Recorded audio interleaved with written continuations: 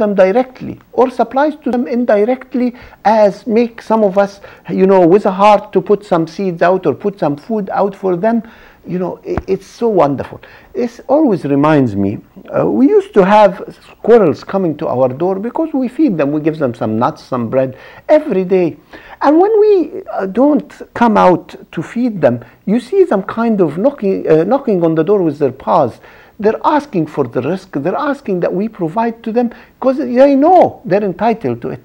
And I look and I say, Subhanallah, glory to Allah. These small animals knew that they are entitled, and they go out and they get, and yet us as humans, we worry.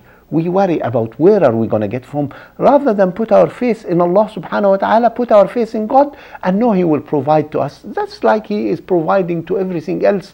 Allah subhanahu wa ta'ala, when He created us, He didn't leave the earth barren.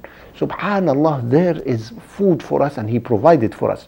I remember in the 70s, they used to tell us by the year 2000 we'll see starvation in the world. There wouldn't be enough food.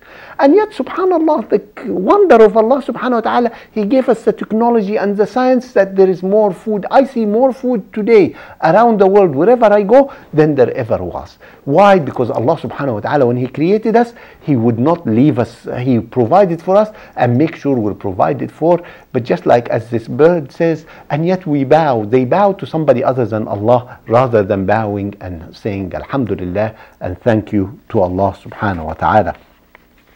And another topic that's very important that touches everybody, where Allah subhanahu wa ta'ala is describing the scene of somebody who's dying and he has weak children.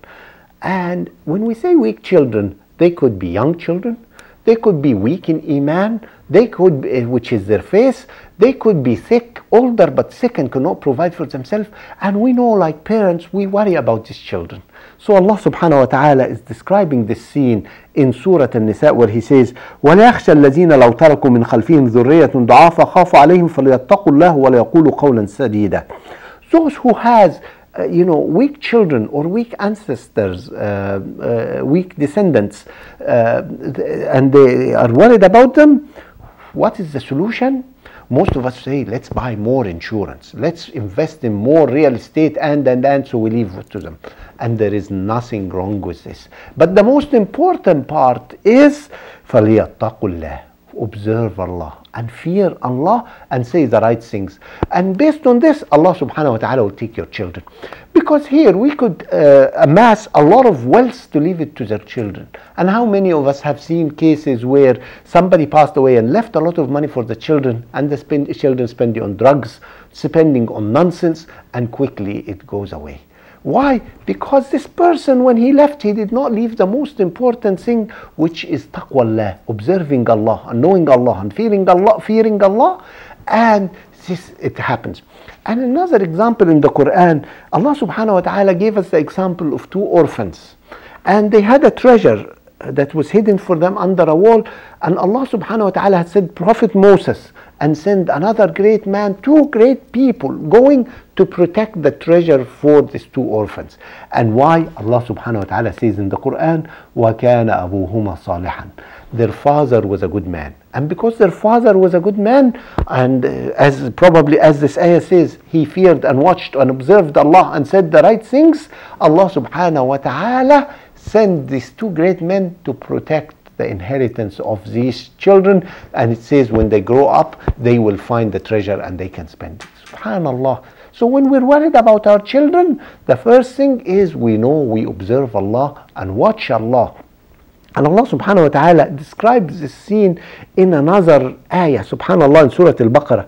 It says, does one of you want these great gardens, having rivers running through it, and bringing out all this great crops from fruits and vegetables and everything, subhanallah, wonderful scene. And it says, وَكَانَ لَهُ ذُرِّيَّةٌ ضَعْفًا. And again, he had weak children.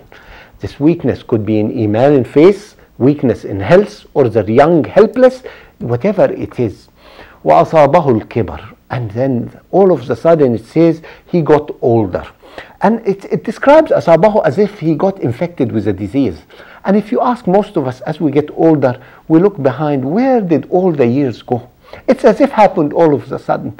Yes, we knew. We spend our life working hard, studying hard, all this thing. But the beautiful ayah describes it as if it happened all of a sudden. And if you ask us all at our older age, it's yes, as if it happened all of a sudden. We all say, where did the years go? So it says, وَأَصَابَهُ الْكِبَرُ وَأَصَابَهَا إِعْصَارٌ فِيهِ نَارٌ فَاحْتَرَقَتْ.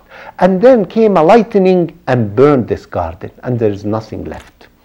He had all the faith in this real estate and in the garden and the thing that this is going to help his children, but he probably forgot the first ayah which says, اتق الله, observe Allah and watch Allah. So أصابها إعصار, there was a lightning. And this lightning here could be a lightning that destroys a real estate or a home, but we see a lightning these days in the stock market. The stock market wipes everybody's wealth away. The stock prices goes down and it went away. It's just another type of lightning. Whether it's a lightning, it's a stock market or whatever. And we think we have amassed this wealth for ourselves and our children, but if we don't observe Allah and we don't watch Allah, then could all go in a flash, just like we've seen. And Allah subhanahu wa ta'ala gives us all these examples that we might learn. We have to learn. We read and learn. And yes, we have to work hard in the dunya and plan. There's nothing wrong with all this, so long as we observe Allah, we taqillah, we fear Allah, and we do the right things for the sake of Allah. And inshallah, Allah subhanahu wa ta'ala will take care of us. Another ayah which I like to share with you, where Allah subhanahu wa ta'ala says He knows what's in the wombs. And I know once the x-rays happened, that technology, people came and challenged that, well, now a doctor could tell a woman what's in her womb. But the ayah says, Allah يعلم ما تحمل كل أنثى وما تغيض الأرحام ما تزداد. Allah subhanahu wa ta'ala knows what every female is carrying. And when she gives birth or when she aborts, subhanallah, the moment she is pregnant, Allah subhanahu wa ta'ala knows. And this is every female. And when we say a female, it's not just a human female. It is birds, it is animals, it is everything. Every female on the universe, Allah subhanahu wa ta'ala knows what she carries, and when she gives birth or when she aborts. And this could any doctor. The doctor, yes, uses tools and science to find out. But Allah subhanahu wa ta'ala, He is the one that knows everything. And when we reflect on this ayat, we'll say subhanallah. And yes, Allah subhanahu wa ta'ala has guided us and gave us this technology and gave us the mind to find out and explore. But when we look, it all goes back to Allah subhanahu wa ta'ala. And inshaAllah, let's read the Quran, because Allah subhanahu wa ta'ala says, وَمَا فَرَّطْنَا فِي الْكِتَابِ مِنْ شَيْءٍ. We have not left out. And yes, some brothers say it's only left out religion. And I tell them, wrong, brother. When Allah subhanahu wa ta'ala says, I have not left out anything, it is everything for this dunya, for this life, and for the hereafter, for religion. But we don't read. As I say, a lot of us just read so quickly, and when you ask somebody, what did you read? Blank face, he can't remember. Why? Because we do not reflect, and the Quran is full of miracles, full of wonders, full of things that subhanallah takes the mind. But how many of us are reading? So please, I encourage everybody, Muslims and non-Muslims, go and read the Quran, and read it knowing that it is Allah subhanahu wa ta'ala talking to you, and reflect on the meaning. And when there's a challenge, take the challenge or take the request and go and do it. Find out. This is the beauty, this is the wonder of the Quran. There's so much to talk about, but inshallah we'll talk about it in the future again. Thank you. Wassalamu alaikum wa rahmatullah. Please, I encourage you all, if you like this show, you like to keep us on the air, please donate to this show. We need your help. The show is based on the help from people like yourself. So please write us a check